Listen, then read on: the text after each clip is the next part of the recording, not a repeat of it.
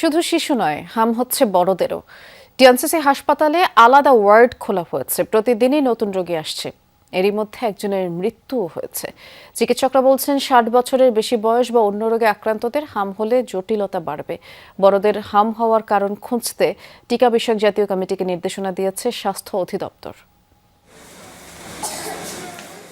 রোজিনা বেগমের বয়স ৩২, শরীর জুড়ে র্যাশ, চর্মরোগ ভেবে চিকিৎসা নিয়েছেন ৪ দিন। পরে জানা যায় তিনি হামে আক্রান্ত, শ্বাসকষ্ট সহ নানা জটিলতায় ভুগছেন।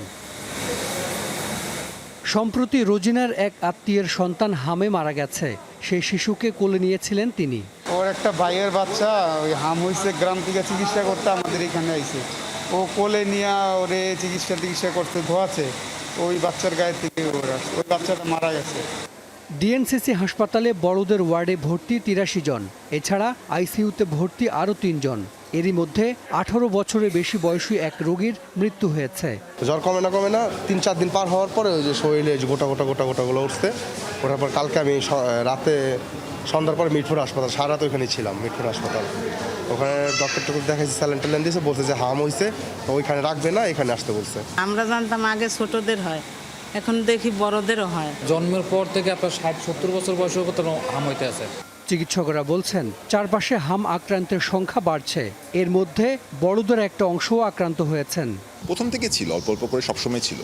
তবে ওই যে বললাম, যখন রোগীর সংখ্যা, একটা রোগীর একটা পার্সেন্টেজ হয়তো বড়দের হচ্ছিল, যখন এটা আস্তে আস্তে সংখ্যায় বাড়ছে, রোগীদের সংখ্যা বাড়ছে, টোটাল রোগীর সংখ্যা বাড়ছে, বড়দের সংখ্যাটাও সেই পার্সেন্টেজ অনুযায়ী বাড়ছে। দেশে আরও কয়েকটি হাসপাতালে হাম আক্রান্ত বয়স্ক রোগী পাওয়া গেছে।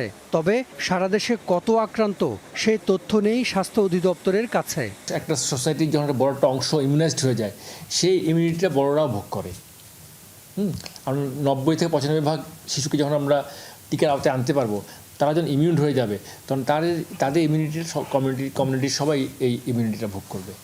চিকিৎসকরা বলছেন ৬০ বছরের বেশি বয়স বা অন্য রোগে আক্রান্তদের হাম হলে জটিলতা বাড়বে। হাসান মিসবাহ, যমুনা নিউজ, ঢাকা।